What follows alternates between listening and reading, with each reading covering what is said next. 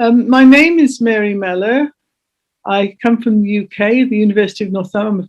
I was a professor at the University of Northumbria in the north of the UK. And I've been retired for quite some time now. My paper is about the macroeconomics of money.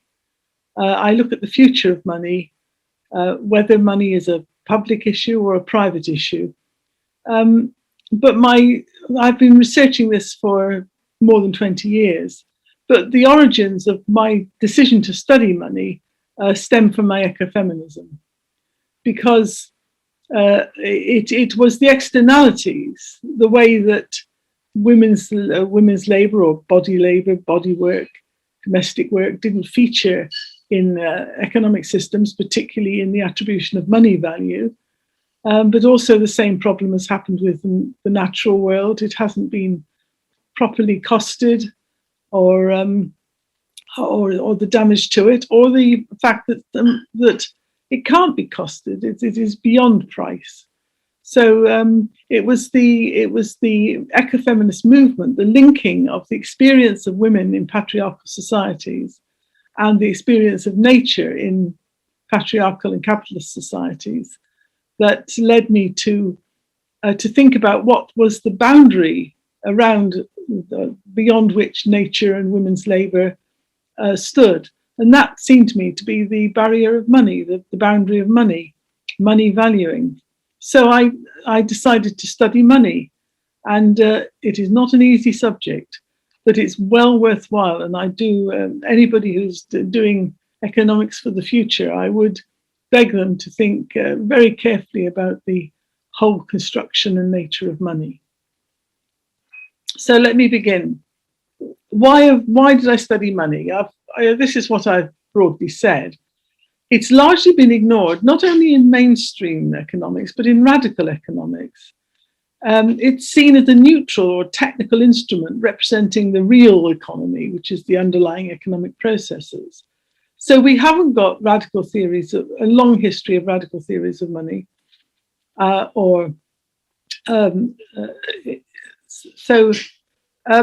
other thing that stirred me, and I suppose didn't start me doing this, because I was doing money before this happened, but there's been an upswelling of analysis and theories of money, and the widespread critique of conventional money systems, and the search for social and technical alternatives. Obviously, a lot of people have argued for the abolition of money. Money is the root of all evil. Money is a source of greed. Money devalues people and nature. So there's lots of arguments for the abolition of money. There's lots of examples, particularly from the sort of later part of the last century, of experiments in social money. So lots of local monies, Ithaca hours, Bristol pounds, London money. Lots of examples of people trying to set up social money systems. And more recently, in this century, we've had the attempt to set up a new currencies from scratch with the cryptocurrencies. So there's a lot of energy around money at the moment. So we have a situation where money would seem to be highly coming very fast up the political agenda. Now, my theory of money that I've developed is that money is not a neutral technical instrument. It is actually very much a social and economic and socioeconomic and public resource. It is an active political means and mechanism, and it is not neutral. It is an active political agent in its own right. And therefore, and what I've argued in my work is that, given that money is not just a neutral technical instrument, given that it is an active political and public resource, then it seems to me that we have to think about that in political terms, And I've argued long and hard for the democratization of not necessarily the developing of new forms of money systems, although, I mean, I don't say that we shouldn't do that, but I want to democratize existing money systems. And my overall aim, which I've pursued in my work, is that if we can democratize existing money systems, we would enable the development of socially just and sustainable, what I've called sufficiency provisioning. That is a system, a socioeconomic system that provides enough for everybody, but not too much for some and not enough for others. And I use the word which a lot of feminist literature uses, is the word provisioning, because provisioning isn't the same as economy. Provisioning covers both moneyed and non-moneyed, non-monetarized visions of how we provide the goods and services and environment that we need to enable us to thrive, as both us and nature to thrive. We've also got a particular situation at the first part of this century that we've had two critical moments. We've had the financial crisis of 2007-8 and the pandemic crisis of 2019. Sorry, 21-19. We've had massive monetary expansion, which raises fundamental questions about the monetary dynamics of states and markets. As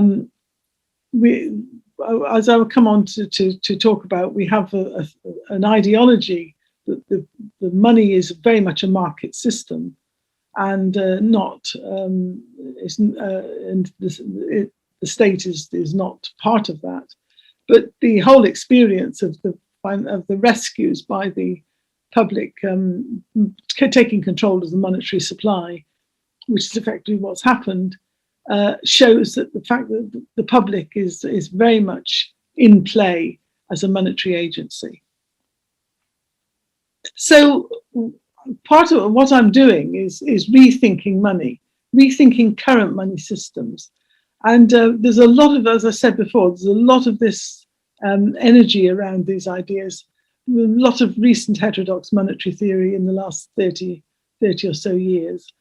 And they're highlighting that what was unacknowledged in traditional economic theories of money, and that is they didn't highlight the role of banks as agents of money creation, and they most certainly didn't accept the role of states in money creation. And the theories I'm thinking about, which you can read if I analyse in my books, but I haven't got time to go into now. The monetary reform people who very much critique the bank's capacity to create new money, which they argue must be withdrawn, and the issue of money must become part of the public state system. Modern monetary theory, which very much has a completely different view of money from conventional ideas of money, and overlapping those, there are models of money that build on, which I'll talk a little bit about the banking system and the state systems as credit and state theories of where money comes from. It's quite a complicated body of work, and all these theories and ideas are cross-cutting. So it takes a little bit of untangling them, but it's well worthwhile. As I said before, my starting point is feminist and green calls for recognition of non-monetized sectors and externalities.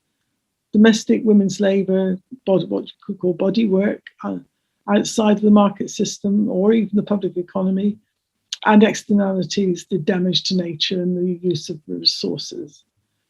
And more so, why we should pay a lot of attention to money is because there's a lot of proposals around that will be looking for a radical source of funding.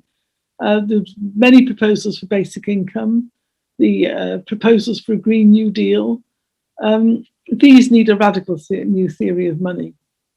So there's it's all coming together as to why we should put money and the money system at the center of our understanding of the macroeconomics of contemporary societies, the sustainability and the social justice that I think, I imagine most people on this course will be searching for mechanisms to achieve radical social change. So how would we map this? Well, we can make a distinction between for-profit and not-for-profit activities, provisioning we could call it. But we've also got monetized and non-monetized patterns. So this puts it broadly into four sectors of the provisioning economy. The market we're familiar with.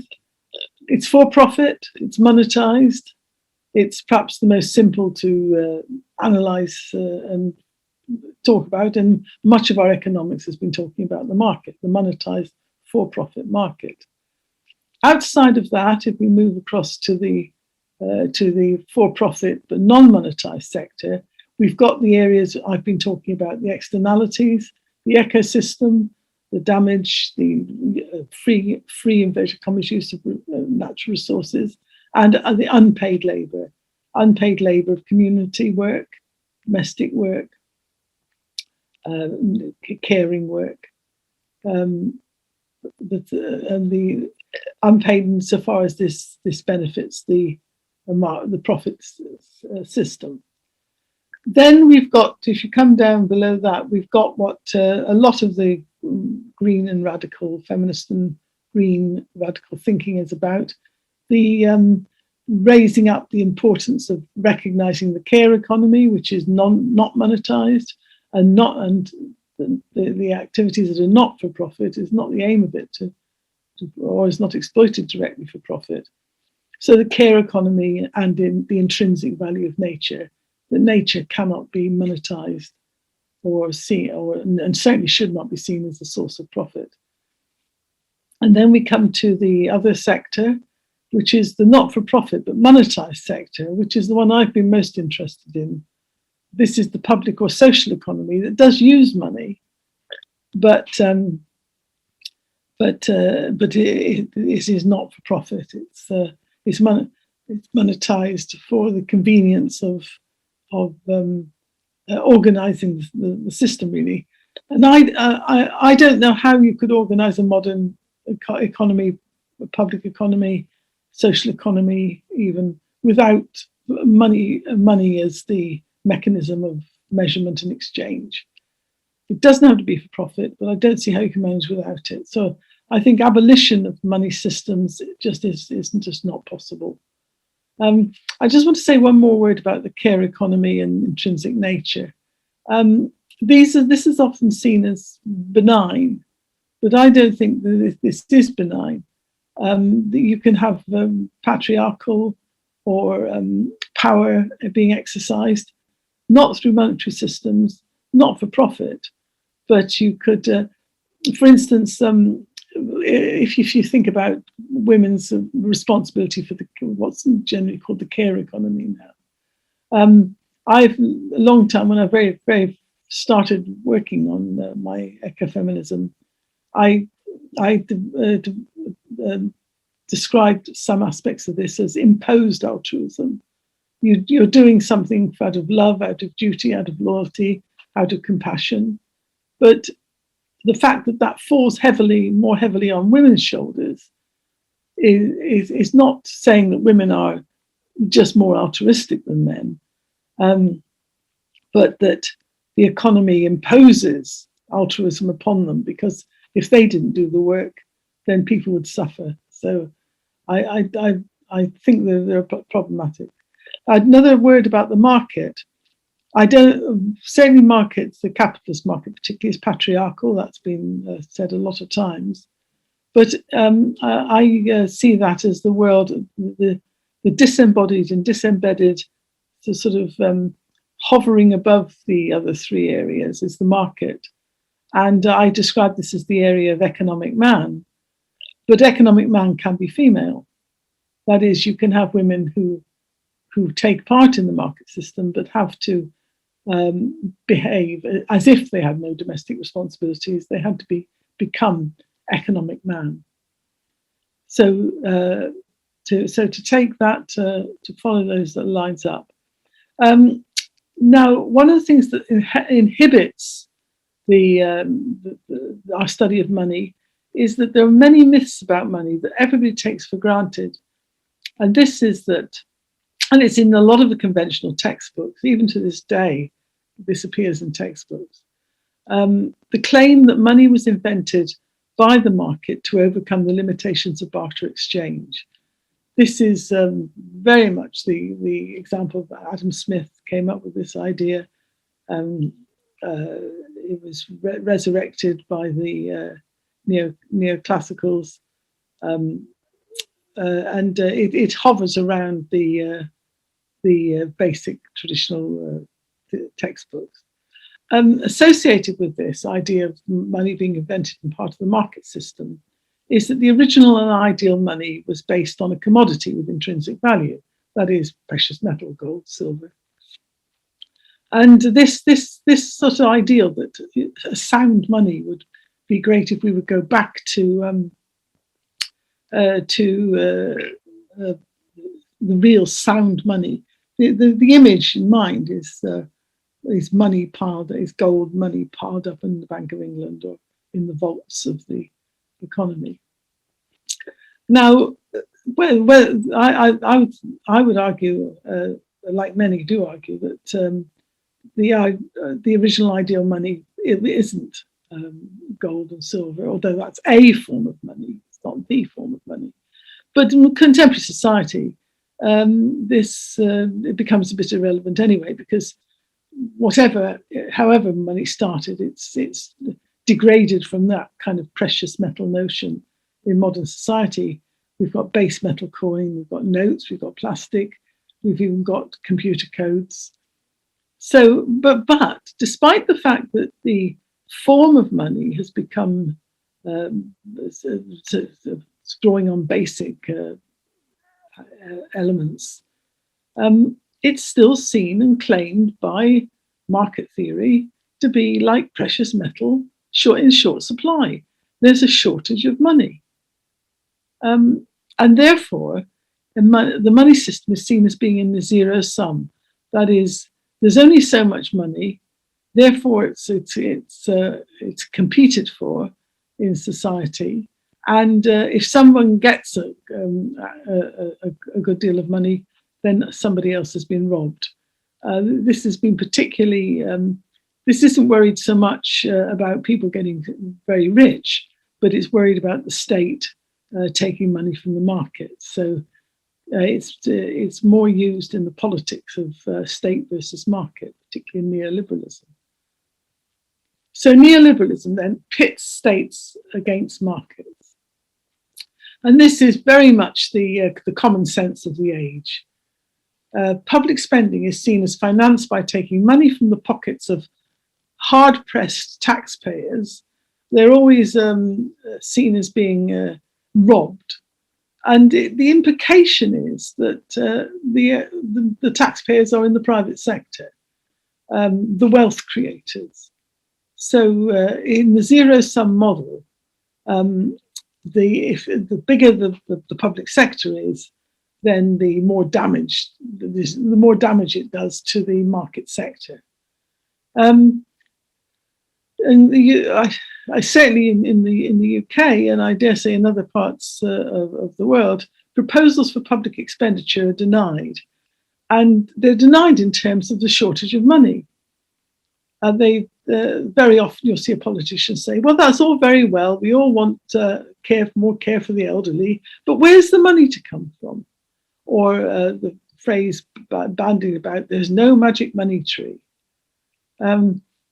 So what this neoliberal, what I call handbag economics, has is the analogy of the state as being like a household, and it's ubiquitous. This view of the state being a dependent household, of market the breadwinner, the handbag state having to live within its means, tighten its belt, Particularly in Britain, we've been through more than a decade of austerity in the name of handbag economics. So the logic of this is you need to shrink the state as much as possible. And this has been the ideology of neoliberalism. Give the market, nearly all provisioning is given to the market. And we're just beginning to question that whole political position. But this state dependency on market funding, however, leads to a logical kind of catch-22. And the catch-22 is, as all public spending is funded by the private sector, any increase in public spending must require increased taxation. To enable the market to create more taxable wealth, taxation should be kept low. So we need to have low taxes to enable the market to provide us more money so we can take higher taxes. But the catch-22 is, if states try to increase public spending by increasing tax, presumably on the market, they undermine the ability of the market to create the money to fund more spending. So the state can't raise taxes. In fact, the state should always be lowering taxes. So if the market makes more money, then this would be there's no way the state can access it, because to access it needs to increase taxation, which then undermines the ability of the market to make money. A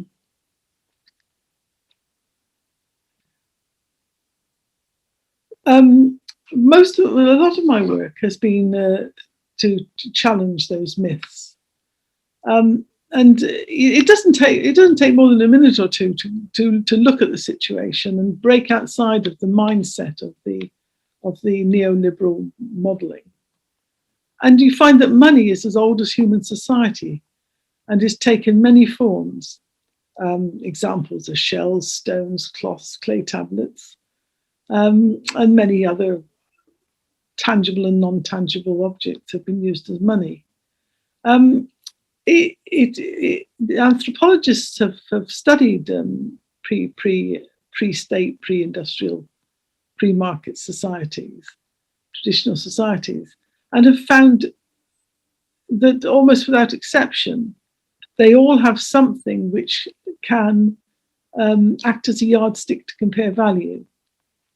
The origins of what is chosen in particular societies, this is lost in the history.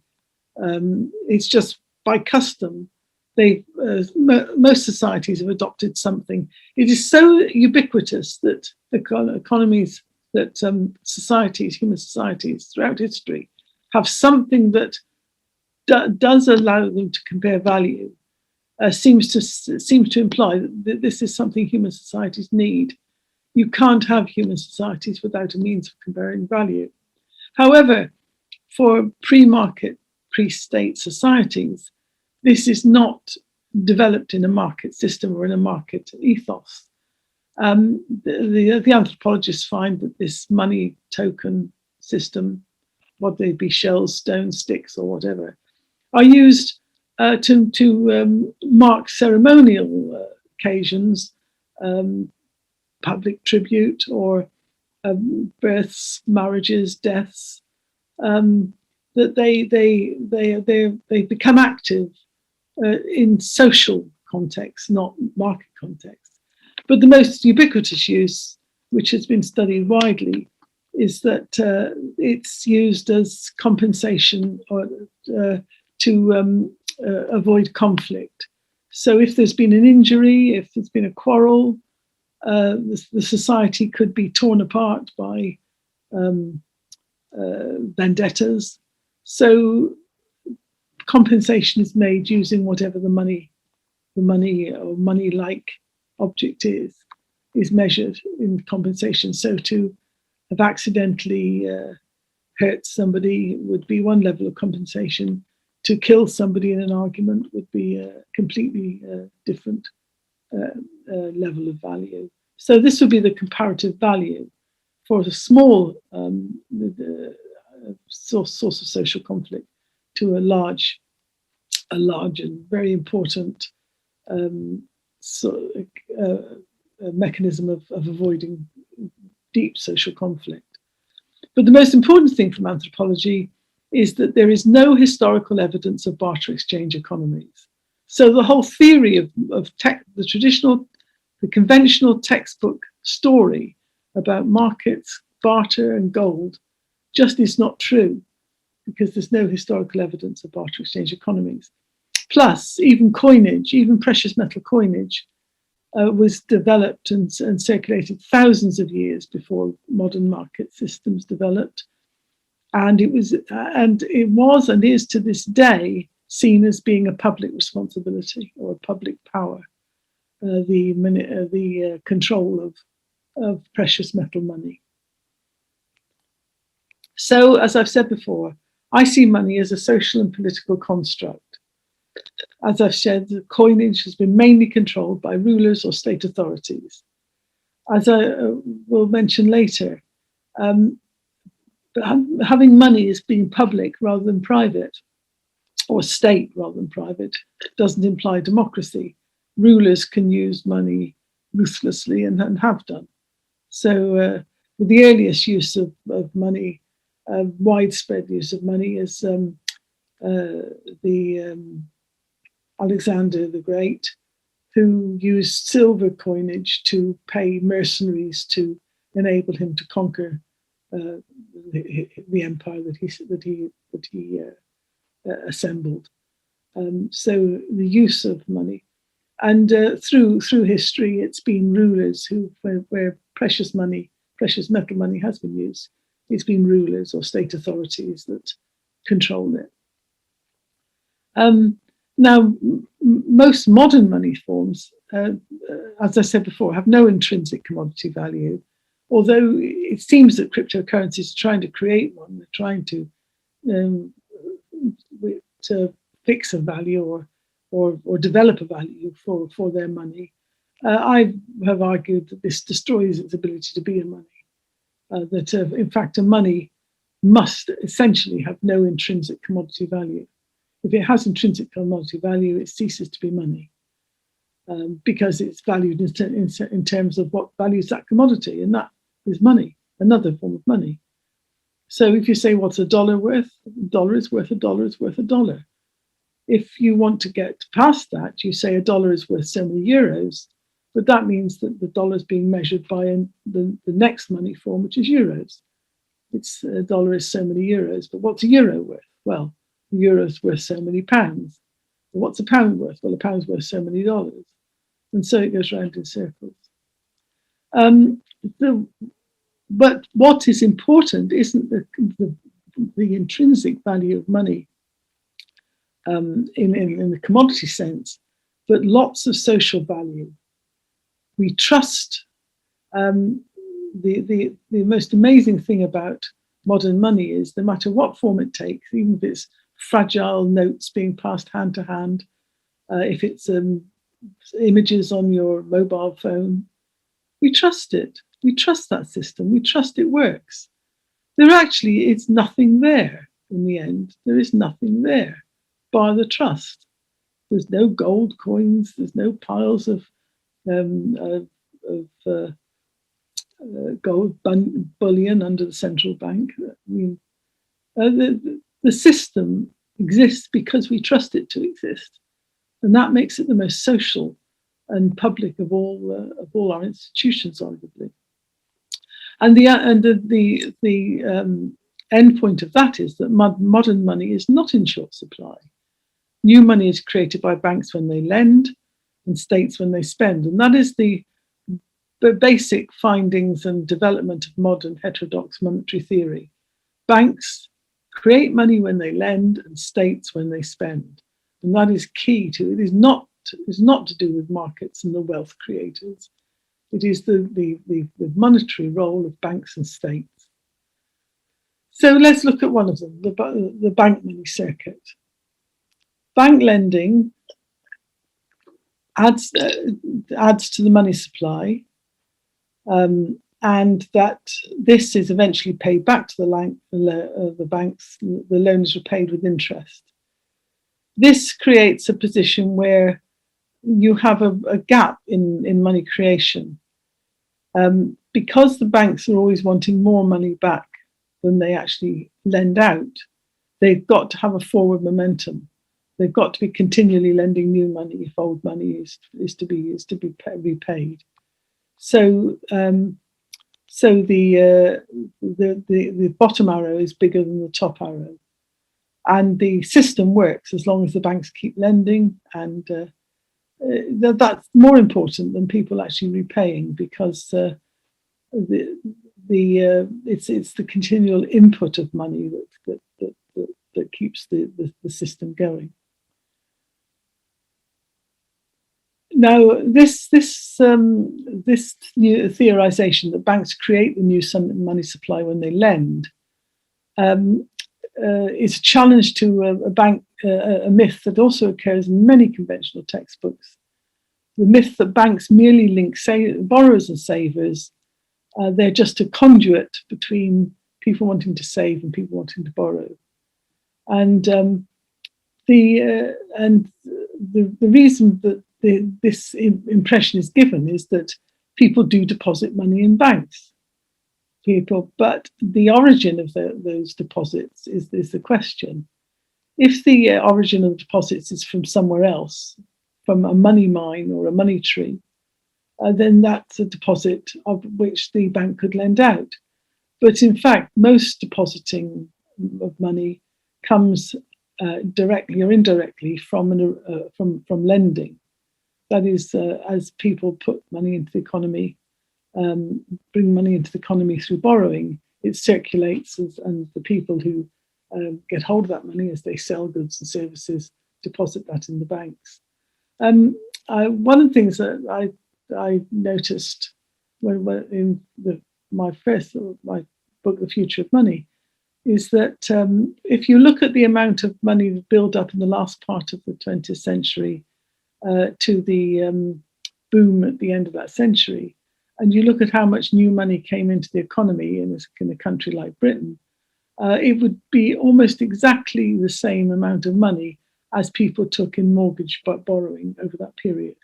So the mortgage borrowing and the release of there was a lot of release of the equity as it was described in the housing, which just means you're taking out a second mortgage.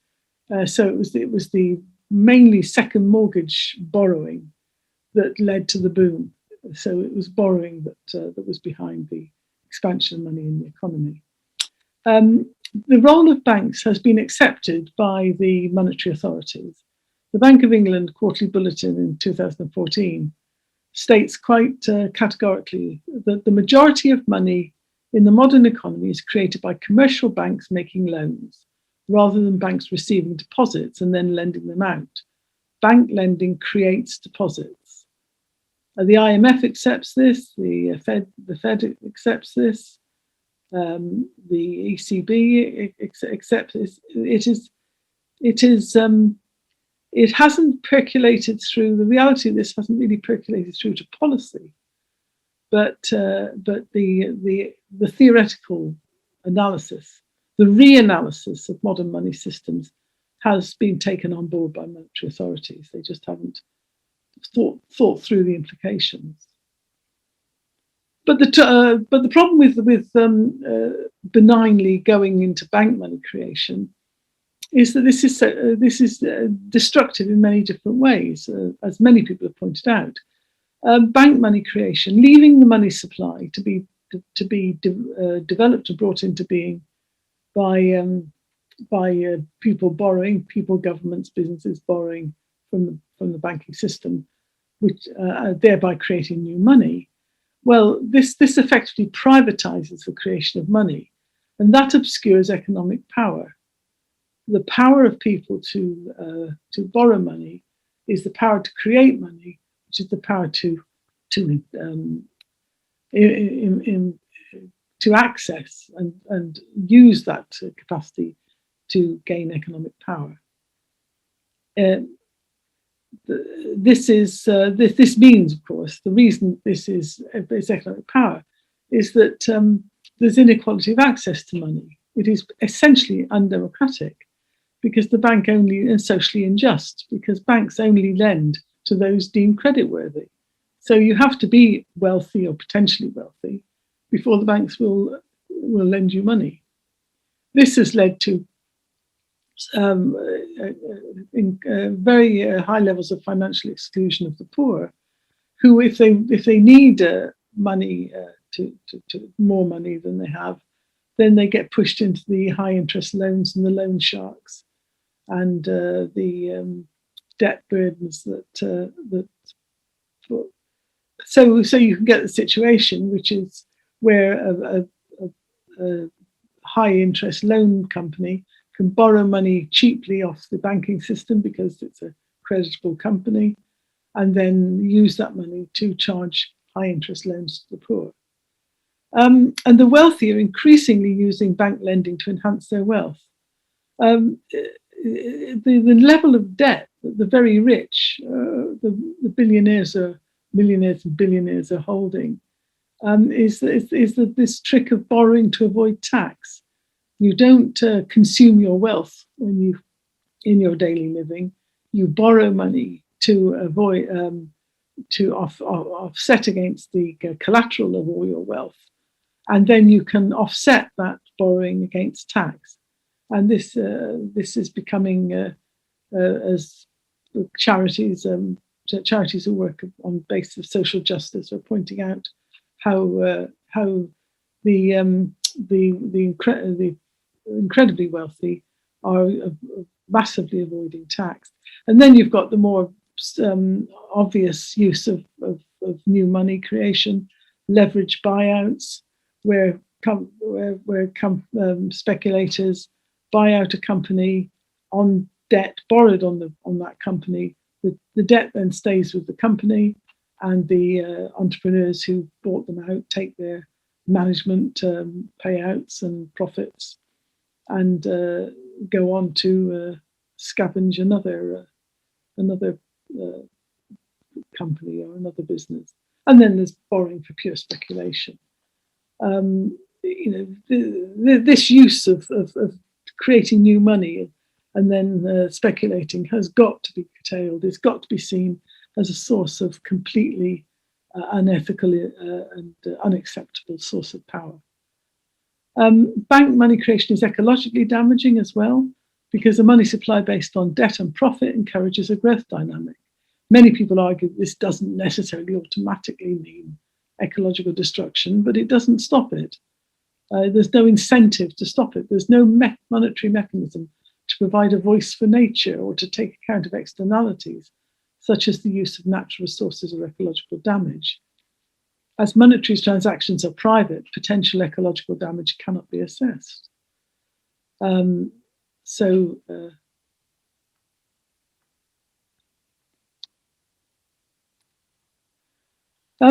money, the bank money creation system is also crisis-ridden, as we've seen.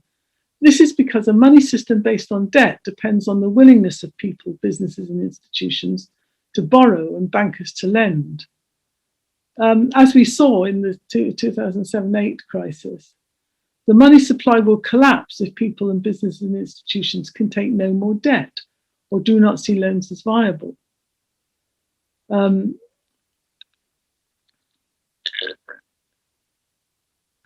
You cannot monetize the bank accounts as cash. The idea that somehow you can back up the banking system. You couldn't print the notes or the coins or anything fast enough to monetize. It would take a year or so to create enough banknotes to keep the ATM machines going. During the 2007-8 crisis, it was realized that the ATMs would run out in half an hour, the whole lot. Therefore, the money supply, if it's based on debt, then if nobody is taking any more debt, or the banks won't issue any more debt, then the money supply just collapses, and and therefore it automatically ends in crisis, and then the state has to step in, as we will see. There's a credit crunch, and then the danger of a bank run, as people go to demand their money out as if their money's a physical thing, whereas it's not. It's a pattern of trust, and if people don't trust it, money doesn't exist. Debt-based money also has a terrible impact on public policy. It skews social and public priorities. And as I've said before, modern money systems are ultimately a public responsibility. State monetary authorities have to step in when the privatized money supply fails, and the state rescue is based on a public alternative source of money. And this is the important, the more radical theory of the creation of money is that states create money, can create money and do create money free of debt. It has no need to offer it through a banking system or to take it to a banking system. That there is, in fact, a public money circuit. The public money circuit, the arrows are reversed. Public spending, nearly always, in most societies, most of the time, there is more public money spent into the economy. The money supply is increased by public spending, and that taxation and other public income is usually less than is given out. That is, there is a deficit in public funding, and this is the deficit that the neoliberals go on and on about. That public spending should not be more than can be afforded by the taxation of other income. This is a misunderstanding of where public money comes from. It's assuming public money comes from the market sector, as I said before, the hard-pressed private taxpayer, whereas in fact, public money is created through the act of public spending.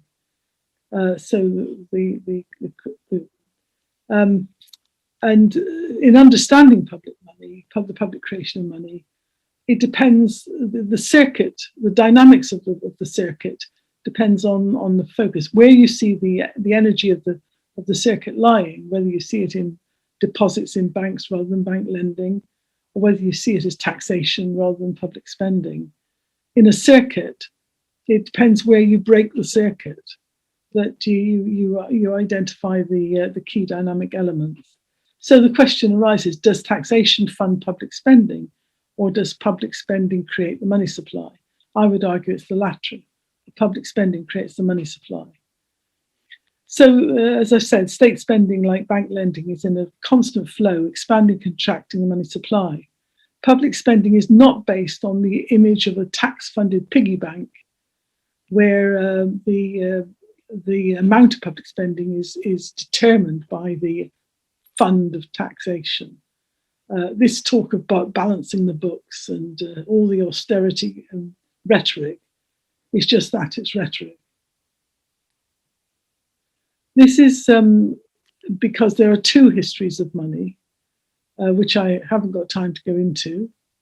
But one is the whole history of the sovereign power to tax and its relationship with the history of coinage and other forms of money. There is a whole state, ruler, public history of money.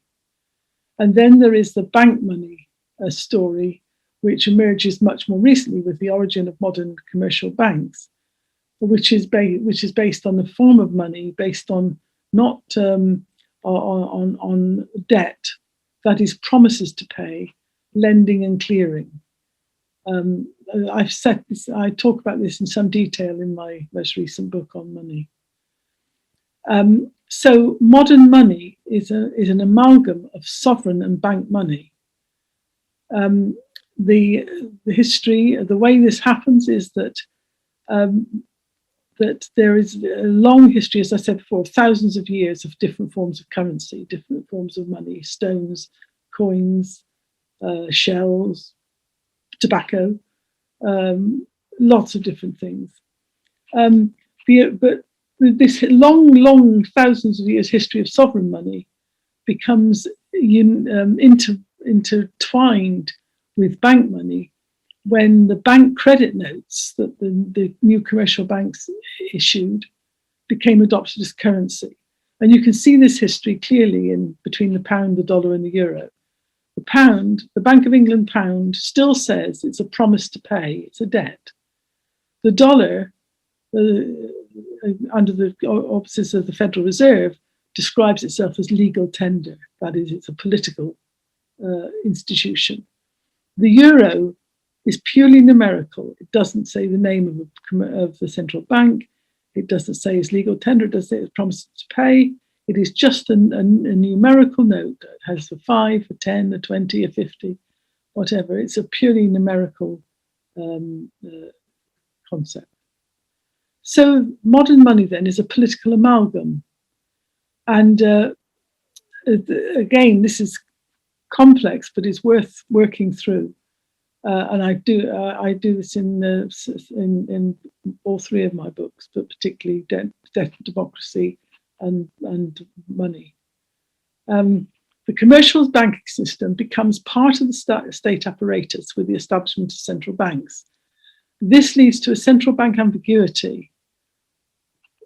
Is it a supplier of money to states, a sovereign money source, exercising the sovereign ability to create money free of debt, or is it the ultimate supplier of that money to the banks? So the central bank can create money out of fresh air. That's generally acknowledged. But where should that money go? Should it go to the states as part of the public money supply, or should it go to the banks, to the private money supply, the debt-based money supply? And you get the ridiculous notion of the status of state borrowing from a central bank. This is nonsense. States don't even have to borrow from the private sector, from the financial sector. States can create money. So the reanalysis of modern money that opens up the position of the state as a money creator versus the banks as a money creator leads to an ambiguity of state and private money. Basically, in political terms, who owns the currency? The reanalysis. This isn't a proposal for how a new money system must work. What I've analysed here is an analysis of how the money system does work. It's a re-theorising of the present money system and the role of states and the intertwined role of states and banks. But what this whole analysis and this modern money theory of various forms is opening up is demanding, really, is that the money system is not a neutral technical instrument. It is a social and political agency, and therefore, as a social and political agency, it should be democratized. So the new thinking about money opens up radical alternatives to the neoliberal TINA, there is no alternative. It shows how the money system determines priorities. But I want to stress that reclaiming sovereign money does not necessarily mean democracy. States have controlled money systems, warlords control money systems, civil wars, battles over money systems. Colonization is about the use of public money to conquer, impose colonial money on indigenous systems. Reclaiming sovereign money in itself, the theory, reclaiming into the theory the existence of sovereign money does not, it's of itself, equal democracy or even entail democracy. This to make this democratic, the concept of sovereign money, the independent right of the sovereign agency, whatever it may be, or from a warlord to a commune, they all exercise the sovereign power. They can all exercise the sovereign power to create money, but it has to be owned by the public to become public money. It has to be democratized. It's not a democratic process in itself. And I see the secret to where we can intervene politically is in public budgeting and the importance of participation. So this is how I would recommend, and I'm coming to the end of this lecture. At the moment, the whole focus, the whole framework of society is geared to the market and to largely the private expression of demand.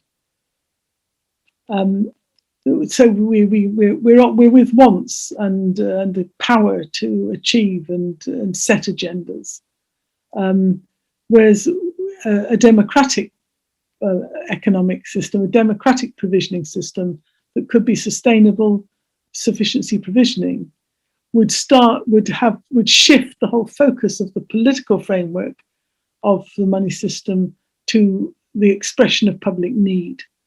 And this requires public participation. That is, it's no good the representatives, remote representatives making decisions. It should be, the heart of a democracy must be public participation in the use of the resources and the labour of that country, of that community. So public participation is the key. This doesn't mean to say you can devolve ultimate decision making, because you have to have a structure, you have to move forward. So my starting point would be that government budget, any government's budget proposals should be developed within very open channels of public participation, so that the users of the health service can express how much they need. The need, people in shortage of housing can express their housing need, the education, the infrastructure, the quality of the environment. These can only be opened and sustained if you've got high levels of public participation. And don't forget, there is no money shortage here. There is no money shortage in the system. There is as much money as the banks choose to create and people choose to borrow. There's as much money as the governments choose to spend, because there is no natural limitation to money. There are limitations, but there are no natural limitations.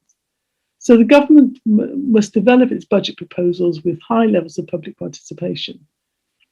Then the constraints of any money system would come into play, and the budget proposals should then be passed to the central bank for a monetary impact assessment. This would be the equivalent of the monetary policy committees that there are now.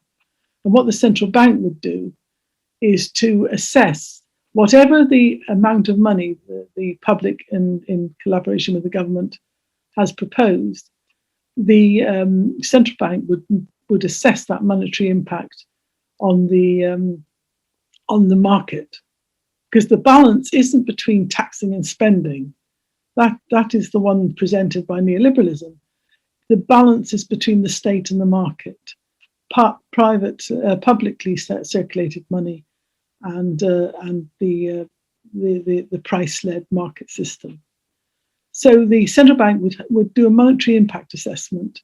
It wouldn't make any comments about how much the government's spending, or what the choices were. It would merely say, this will be the impact of X level of its expenditure on the market, which we really mean on inflation or deflation. This would then go back to the government for the government to make specific tax proposals, who to tax, how much to tax. Tax here is largely an instrument of retrieving money. The money it goes into the system through public expenditure.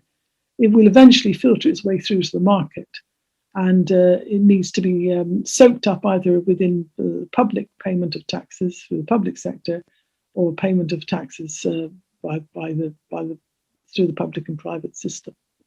So the government tax proposals but the tax proposals also have a political impact, and they should be finalised with high levels of public participation.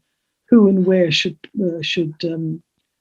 how should this level of taxation be collected? So there's a wide political debate there. This is the way I argue that we would achieve democracy through public budgets. As I said before, the allocation of money through maximum public involvement, drawing up budgets, should be seen as the heart of modern democracy. The expressed needs of the people should determine the level of monetary activity, not bank debt. The task of the government is to negotiate and then implement the budget and associated taxes. There should therefore be maximum accountability for state and bank spending, ongoing public monitoring and evaluation. So I see economic democracy, I see democracy, sufficiency provisioning as maximum public participation in the provisioning of human societies. What are the benefits of participatory budgeting? Well, with maximum public participation, it brings in the whole person, not the artificial construct of economic man who is not old, not sick, not needing education, no public responsibility, no private responsibilities, domestic responsibilities, free to not troubled. This is not a whole human being. It should the participatory budgeting can embrace far wider than the market. It can embrace the whole public, private, social, non-market provisioning systems. So it can provide services to across the whole of the human society and nature. Participatory budgeting would bring in the whole community, ensure diversity of participation. It would represent the whole human life in nature, the embedded and embodied individual, the embodiment of humans in bodies that exist in the natural environment. One of the principles of sufficiency provisioning should be the right to livelihood. Nobody should have not enough. But also it needs to think about how nature can share in this guardianship of provisioning. Should there be an income allocated to nature?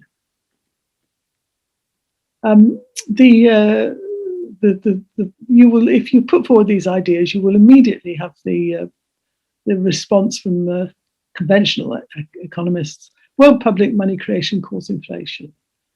Well, firstly, the contemporary theories of money are just describing a different way of seeing the status quo. So whatever level of inflation you've got in the status quo, it won't change if you change the analysis of where the money comes from. It's the same money coming in the same way, it's just been reanalyzed. It also needs to be recognized that both bank money and public sovereign money can be inflationary, consumer prices to asset values.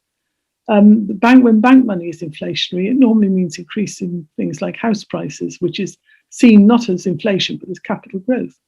It's a nonsense. The issue of bank money is as inflationary or as deflationary as public money, and this needs to be recognised. My argument here is pointed out that taxation can be both monetary and fiscal. It's monetary with how the impact of the state expenditure on the market in terms of prices, but the fiscal decision is also who should be taxed and how should be taxed and what is a reasonable amount of tax and ways of collecting it, for instance, environmental taxes and wealth taxes, etc. So the heart of this is the relevant balance is not between taxing and spending. The fiscal debates that the Austerians, the austerity publicists are on about. It is between the state and market, the monetary system. So summary is, we must reclaim and democratize the sovereign power to create money free of debt. Central bank created money must be seen as a public resource. We must democratize banking as a public utility. We must democratize public spending through participatory budgeting and have money as our servant, not our master. Thank you.